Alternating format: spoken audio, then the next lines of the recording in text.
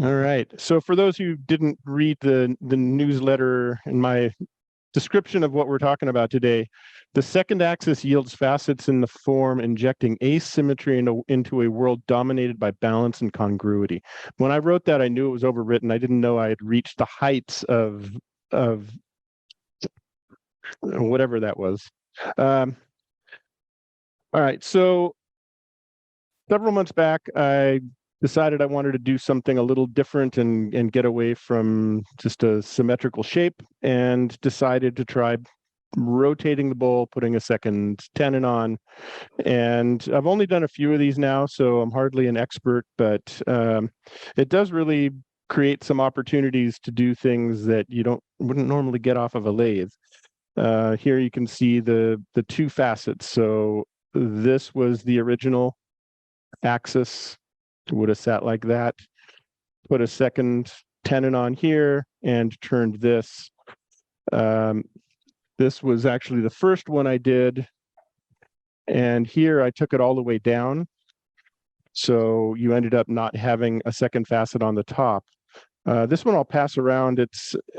It doesn't look as good as it feels. The facets on it are interesting to handle, touch. Just getting, much different balance to it. And notice on that one too that I couldn't decide where to put the base, the foot. So I made it a rocker. So first off, not all shapes of bowls will work well with this. Something like this, because you're putting the second tenon over at the edge, it would just be too irregular, I think. And, maybe one of you wants to try it and find something interesting. But in general, I've found that you want to start with a bowl that's pretty well rounded. Also, higher sides help.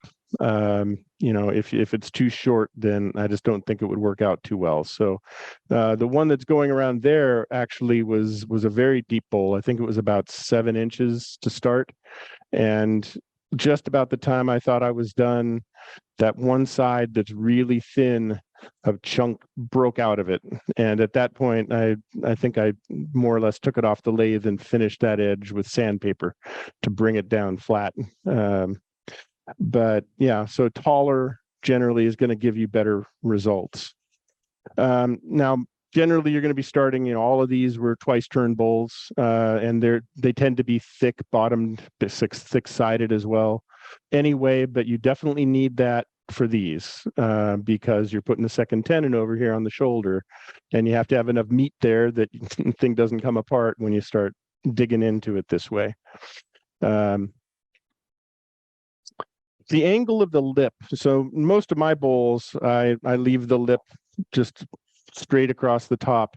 But because we're going to be coming in at an unusual angle, because we're working with the bowl askew, coming across a straight cut once it's mounted there, the angle does not work well, and the wood chips out badly and so forth. So in order to have the closest to a normal angle of approach to the wood, I tend to come in at an oblique angle like here. Or acute angle, I guess. So playing with different shapes on the lip on the original turning, I think introduces, that intersection where the second facet meets the first facet. If one was just square and the other one has an angle to it, it'd be kind of boring. But when you, like here, I have it rounded. I think I did one where I had a reverse angle on the outside. So instead of angling in, I was angling out the other way. And then at the point where the two facets meet, you have a little bit more interest going on there. With that, I think we're ready to get started actually turning something. So the first decision, you have several kind of points where you have an artistic decision to make. The first one is where exactly you're going to put that second tenon. And there you can think of several different variables. One is if you have something you want to get rid of, you put the tenon opposite it. So here there's a flaw, some soft wood there. prefer to get rid of that. So I'd put the 10 in right about where the tape is. And you're that way, that's going to be the high end. That's what you're taking off. Conversely, if there's something you want to preserve, let's see, where's the one I'm actually going to be working with here? Must be, no. No. Oh, it's this one. Yeah, okay. So this one has a nice knot on the side here. You wouldn't want that on the high side because you'd end up taking it off. Um, so at first I was going to put that on the low side, but then another variable comes in, which is we have two colors to play with here. And on this one, entirely by chance, that the two different colors came right to the point. And it kind of makes the bowl. If you're looking at it from that side, it looks like it was designed and it was pure luck. But in this case, I've decided to put the knot and the color difference are pretty much on opposite sides. So I'm going to keep both of them and they'll both be at the point where the two facets meet. And at that point, you basically have two options. You put your 10 in here or here. I went with this side because I wanted to keep more of the color difference. And it just seemed like there was less of interest here to keep. So we're going to position this. Where did my piece of padding go? Since this is a somewhat finished inside surface, oftentimes when I'm using a compression chuck like this, I don't care if it's padded because I'm going to work the inside more anyway. This one, working the inside, is going to be a challenge once you're done because you don't have many options for mounting it in a way that you can sand the inside well. So Before you start, because we're going to end up, at least depending on how far you go. So in this case, I never ended up touching the inside, the only on the second cut. So the only face that ended up being worked was the lip. So in that case, I could have completely sanded the inside first. With the other one that's going around, and one that we may get to here, you're working pretty deep down into the bowl, at least on one face.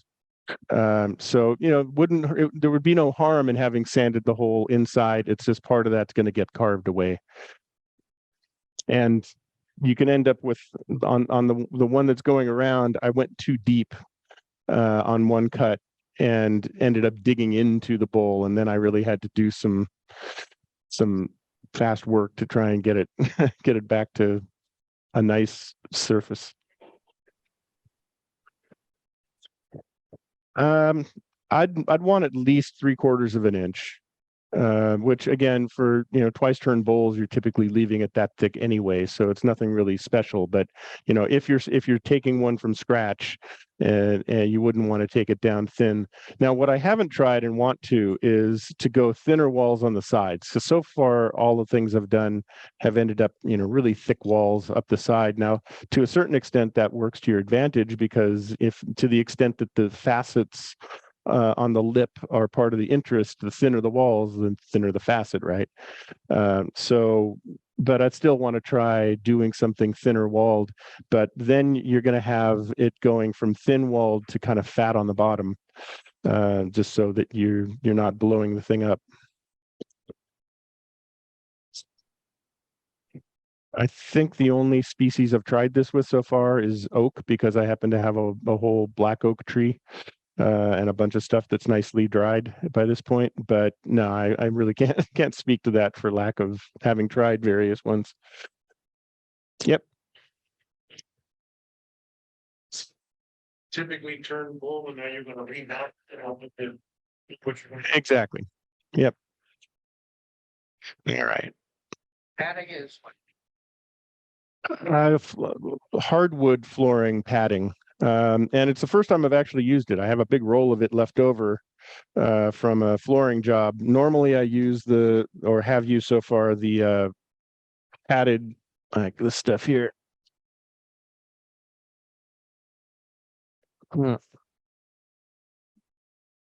This kind of rubber mat and just fold it up and yeah. All right. So obviously we're dealing with something that's pretty eccentric here. So pay a little bit more attention than normal to getting clearance. And so we're just going to come in and create a flat bottom, a flat bottom on its new axis. This is where we needed that shield.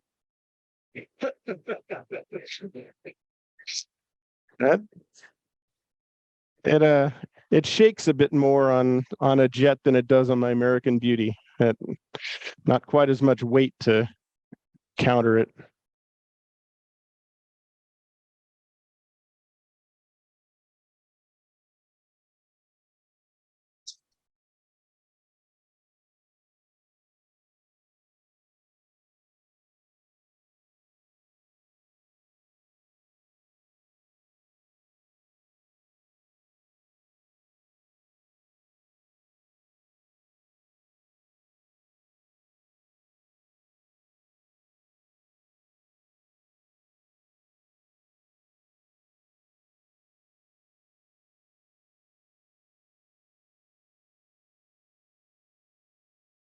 Not a particularly comfortable way of turning because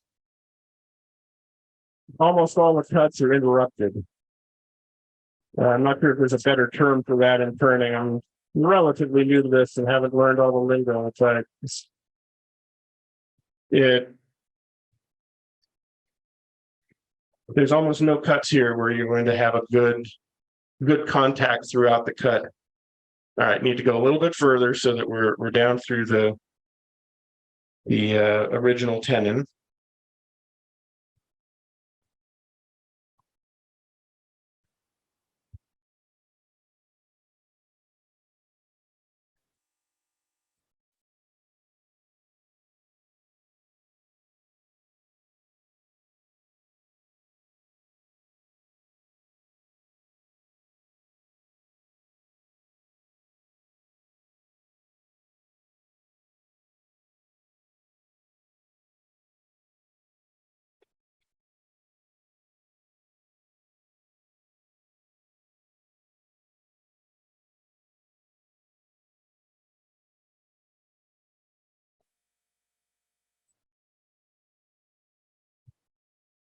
Wrong button.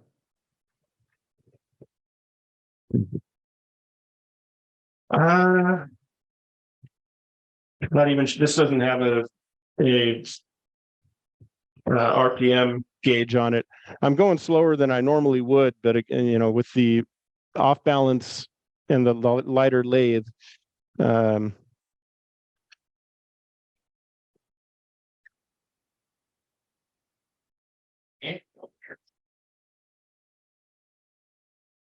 no, because I only have about a maybe 3/16 of an inch of clearance on the side where the bowl is off center.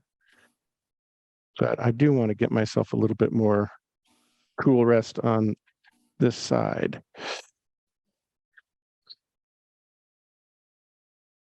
Yeah. Oh, okay. Oh, sure. There it is. All right. So I think we're ready to mark. Yeah, I think I want to take a little bit more off there. I'm at 600.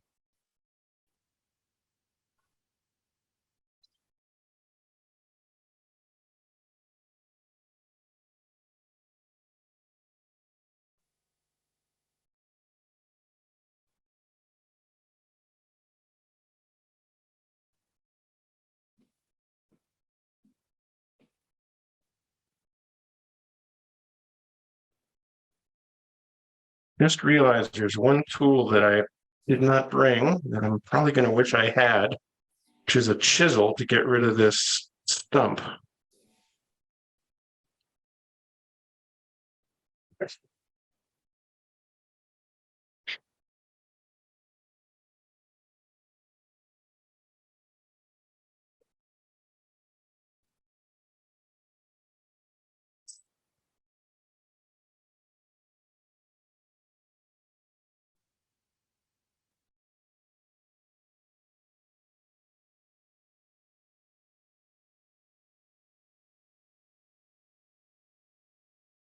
Now the actual tenon.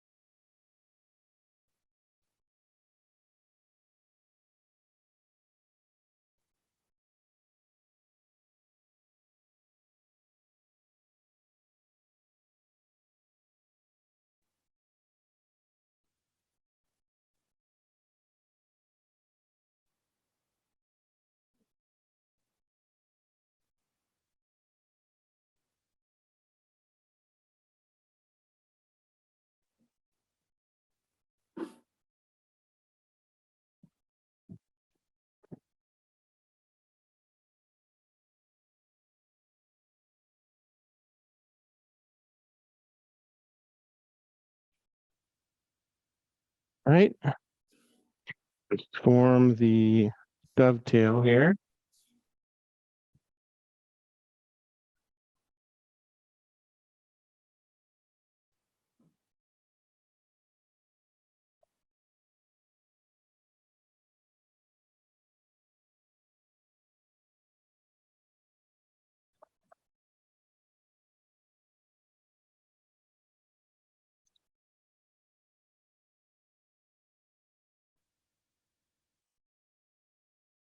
Phase one complete.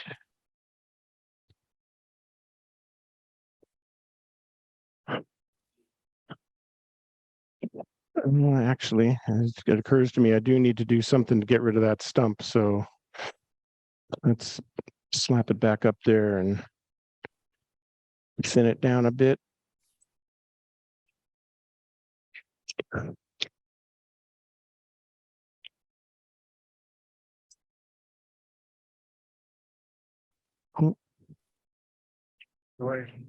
Yeah, it doesn't have a spring on there.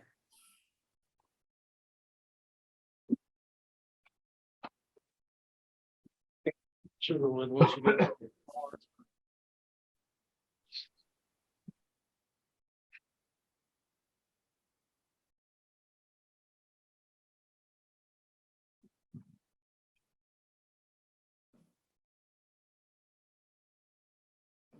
All right, see if I can make this part quick.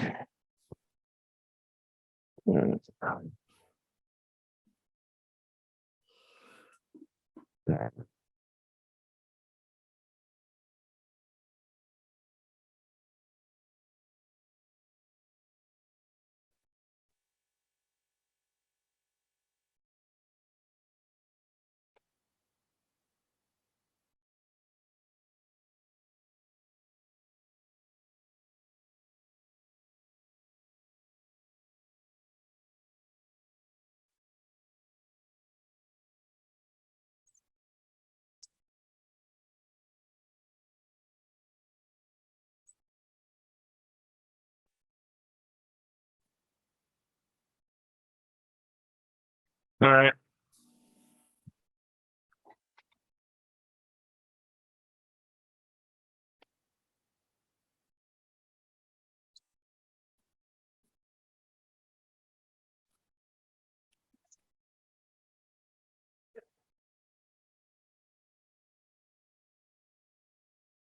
Hope I didn't mess up my tenon there.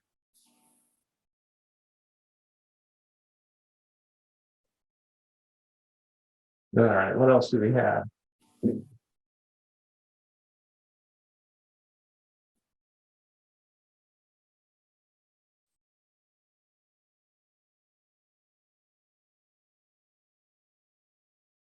Let's see, that's along in the chat.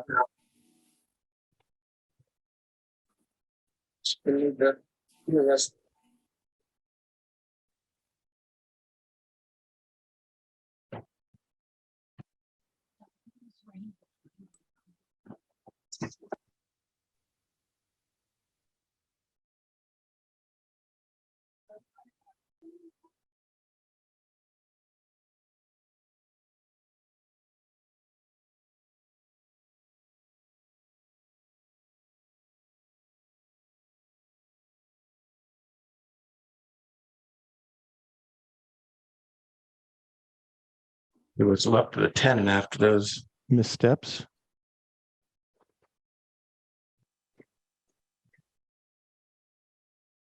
Well, I think that's about as far as I can go. So we may have to just like snap that thing off one way or another.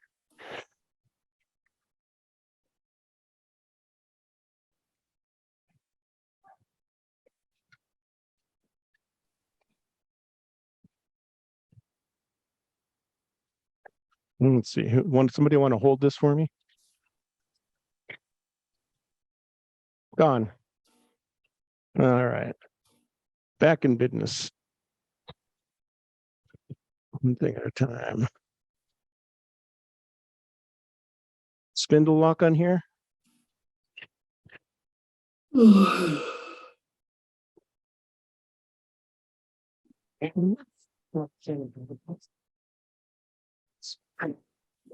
Want that whole thing off?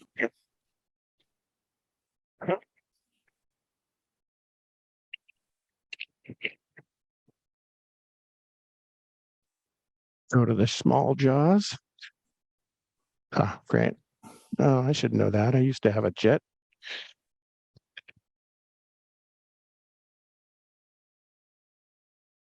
It's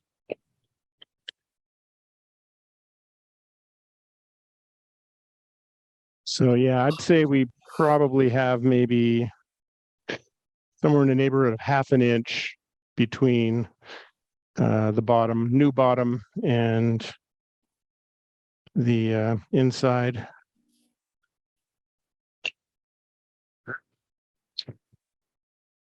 I have that effect on cameras.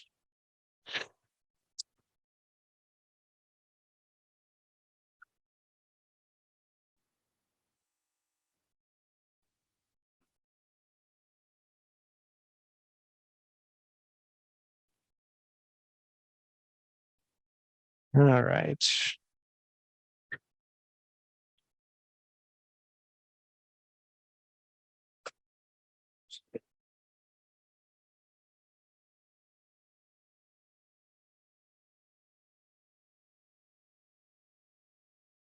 With a look at that video, Andrea. The first video we're going to show you comes from the school surveillance. Now let's see if now that we're on a chuck, we can turn it up just a touch. Nope.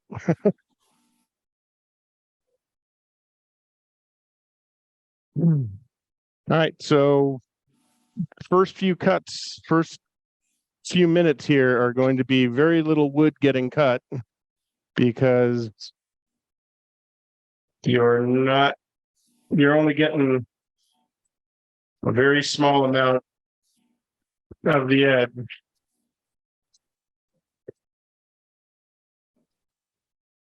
I don't know if it's showing up on the camera there, but I'm taking a pretty thin cut. That was maybe 1/8 of an inch. And I normally do not have my hand in contact with the tool rest when I'm cutting. But with this irregular, interrupted cut, at least until I get a little bit of a shoulder, it helps to maintain tool control.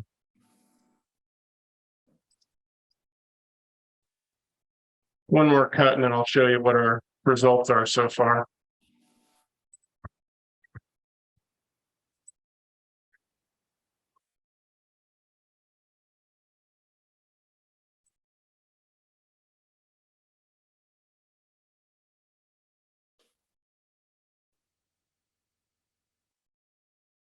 Now, one interesting thing here, you might think that as you go farther, you end up with less of an interrupted cut. But to a certain extent, that's not true, because as you're making contact with more of the lip, you're also hitting it at different points. So you're still only hitting one part at the beginning of the cut, and then towards the end of the cut, you're only hitting the inside. That's going to be more pronounced as we get deeper here. But what are we taking off? Maybe half an inch so far. I do make a point of, you're unlike a normal bowl, you're your lip is getting farther away from you as you do this second cut. So got to keep moving the tool rest.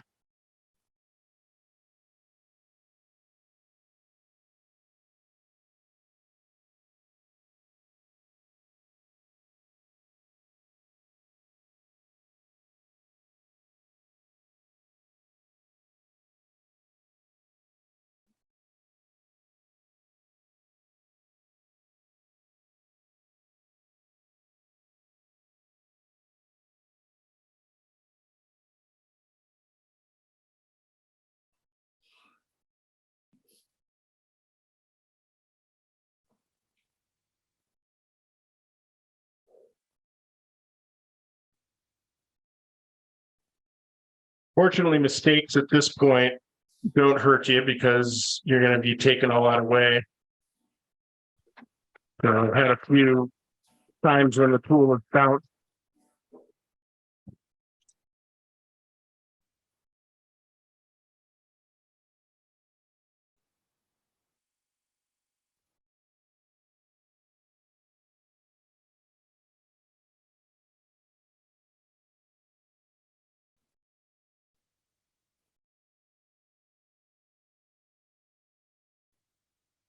I've learned to be a bit more aggressive. The first bowl or two I did, I was taking maybe a millimeter per cut. So I'm up to at least an eighth of an inch most times. Mark, two questions. Number one is, what's the grind on your gouge? 40-40. And number two is, how do you know how far down to go? Can you repeat the question for the folks on Zoom? First question was, what's the grind on the gouge? It's 40-40. Second was, how do you know how far to go? And that's largely just an aesthetic thing. In this case, I'm aiming to get down to, I'm not sure which camera we're on right now.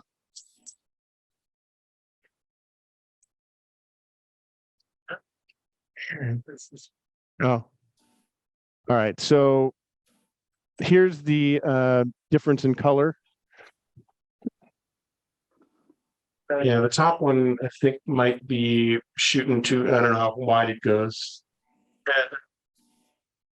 Need more light over there. All right, so I'm aiming for about where the difference in color is, and also that should get us to around where the knot is. But it is really an aesthetic, it's just one of the decisions you get to make here, and kind of check it out along the way. Where do you like it? I'm going to exaggerate the angle of the cut a little bit here.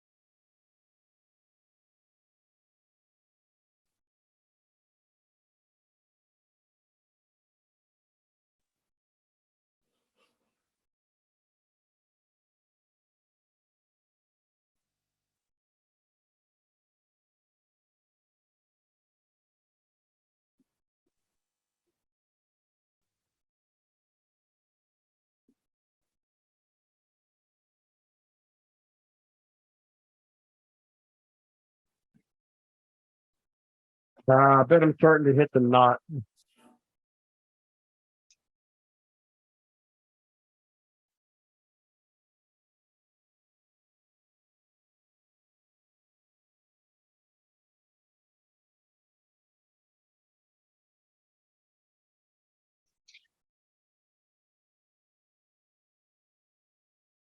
Yeah, just starting to get into the knot there, which is definitely reacting with the tool a bit more. You're already working at the wood at an unusual angle and then hit some curly grain. So let's see how well I can control this going forward.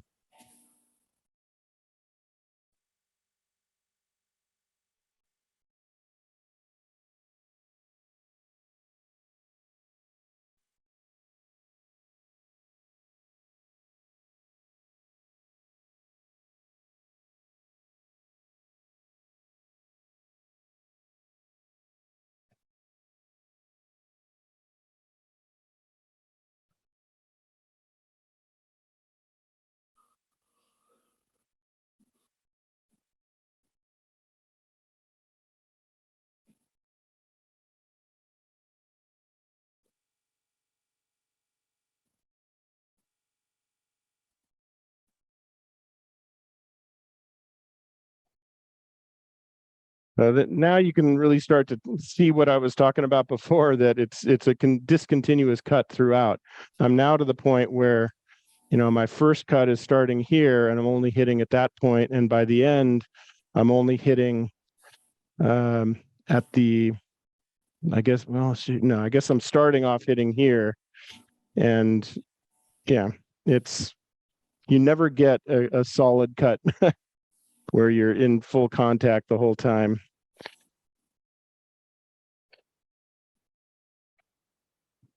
We still have another half inch or so to go at least.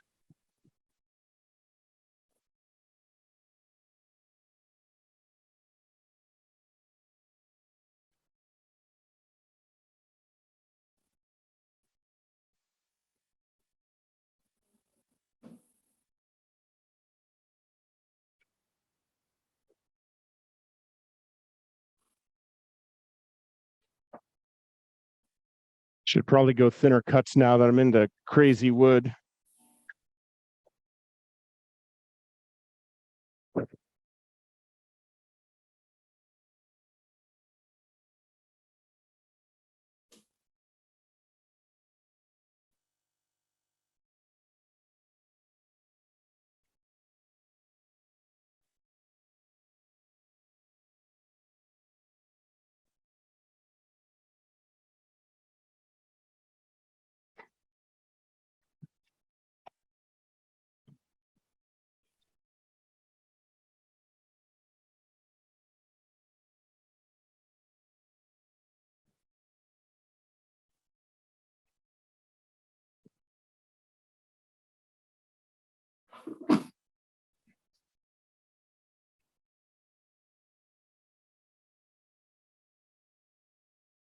And you can see there where one of those grabs happened, but we should get rid of all that.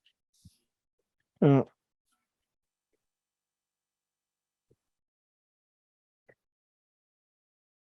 little too far.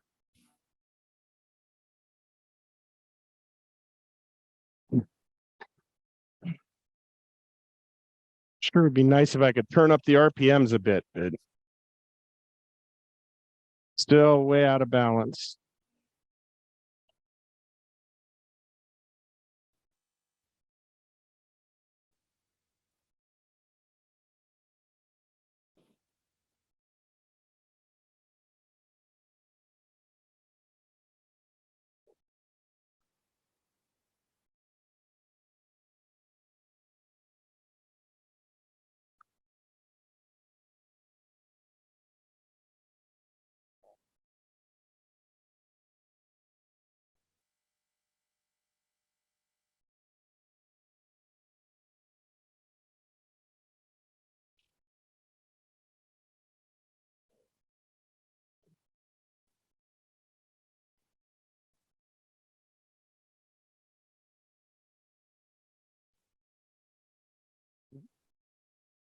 you're using a pretty hard wood, you got a lot of impact.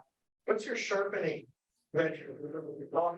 Sharpener, not that was intake. Yeah, how often do I sharpen since we're dealing with a hardwood and oak and other things that are working against me? I would have sharpened by now, almost certainly. And I may switch to another gouge just because it hasn't been used as much and is freshly sharpened. Let's see where we are on progress. I think we're getting pretty close. So we're pretty much on the center of the knot. Unfortunately, we're still 3/4 of an inch or so from where the color changes. So it's kind of at a point where you decide which of those do you want to go with. And of course, we're not necessarily aiming to have a finished bowl here. I think I may switch to the other gouge and just try to clean it up a little bit for my own pride.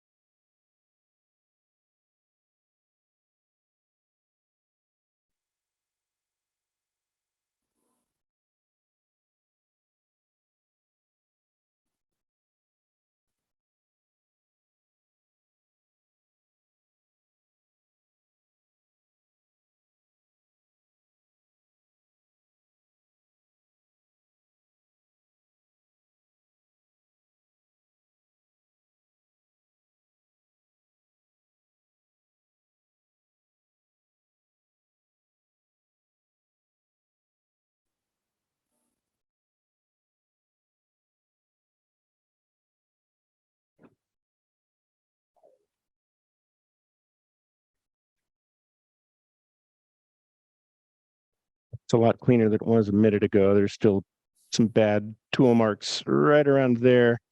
This, I have yet to get one where I got a real clean cut. It just with the amount of irregularity of contact. But the good news is, at least for the lip, it's not a lot of surface area to have to sand out. Question?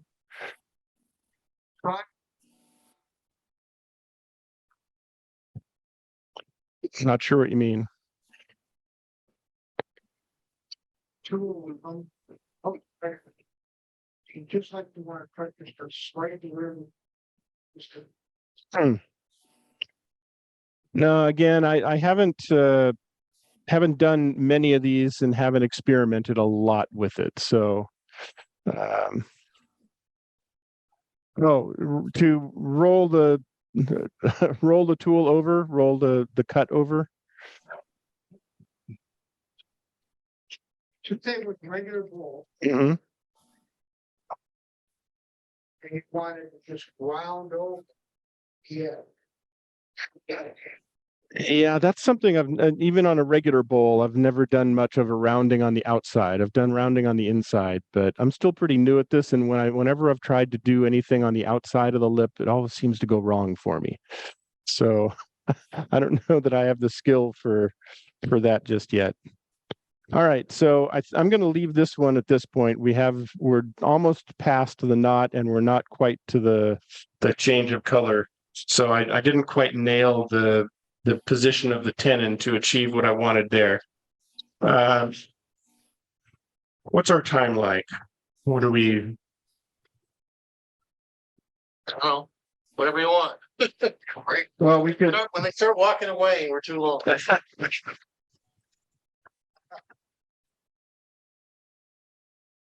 All right, I'm going to go ahead and switch to, here we go, to working the bottom instead of going over to the other bowl that I've taken deeper in. Yeah. Here we go.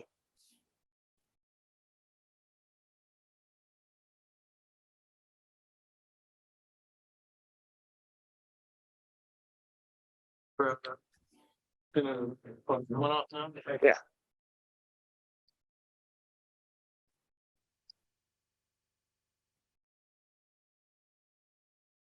So it looks like this stuff doesn't work so well, at least with the jam chuck that I brought. It has a pretty hard edge on it, and that cut right through the last time I used it.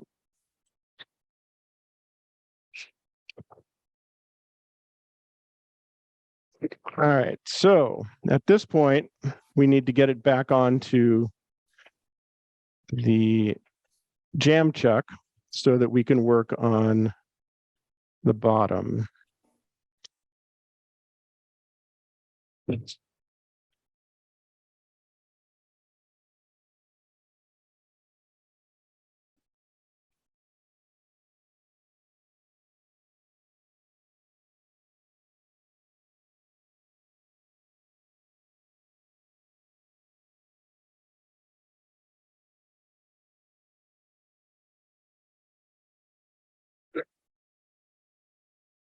And this is actually a point where you could introduce a third axis. It's something I've been thinking about trying, but haven't yet. I think it would make it difficult to get rid of both of the tenons without going through the side. But that's all. That also reminds me of another possibility here. So what's the last thing you want to do when you're making a regular bowl is go through the side, right? Because when you go through the side in one place, you go through the side in all the places. But here, because it's irregular, you could, if you wanted to, cut all the way through the side at one place and it would just be a little window. And you claim it to your time. Exactly. I don't plan to do that tonight, but we'll see.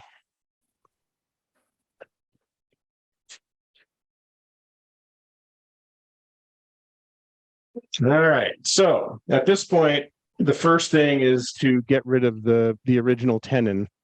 And then you kind of take it from there. I mean, until you've gotten rid of that, it's going to be ugly. Once you've gotten rid of that, now you can start thinking about now how exactly do I want to shape this.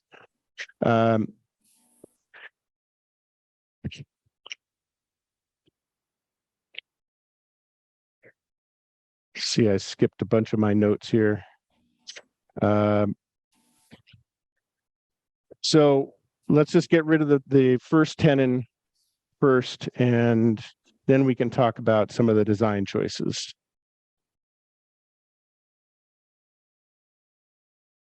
I am much more comfortable with push cutting. But of course, when you have the tailstock in the way, there's serious limits to what you can do with a push cut. Unless you start going uphill, which I sometimes do.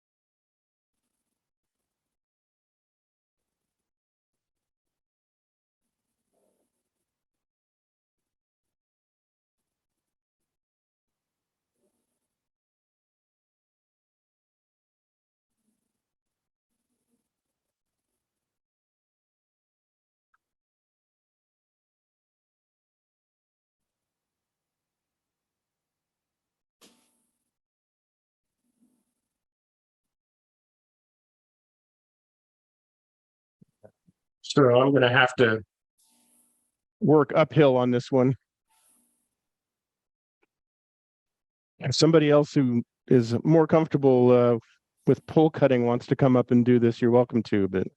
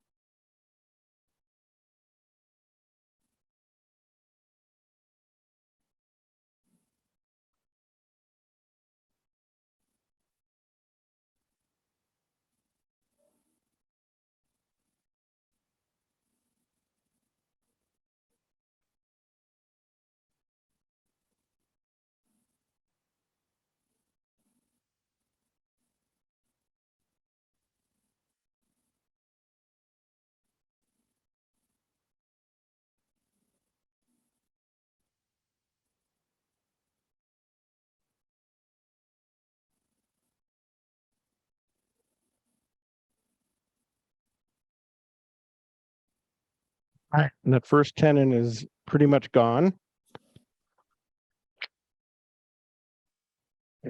And we're about 1.5 inches from this facet meeting the lip here.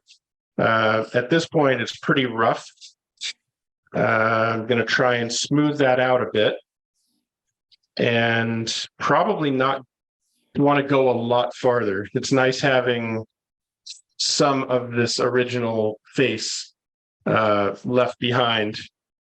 And one thing that's interesting is that here you're going to end up with a pretty pronounced angle.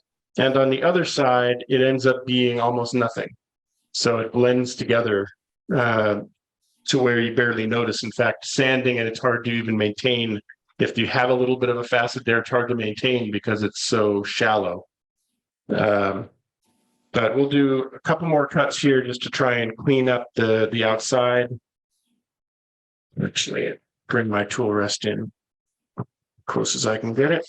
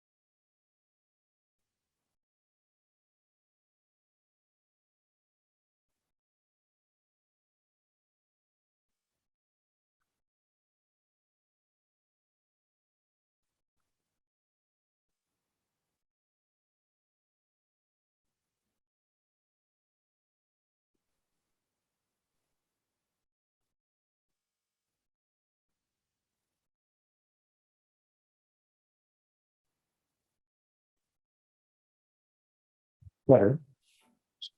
Need a bit of sanding. Just one more touch up right along the edge there. And then I think I'm going to call her done. Famous last words.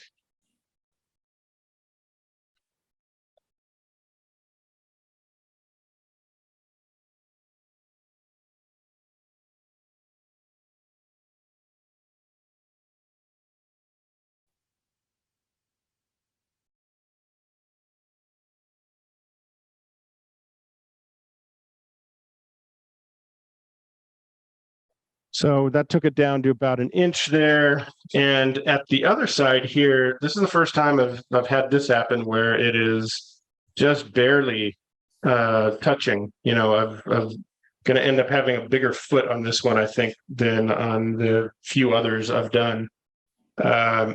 And normally at home, this is when I work that stub down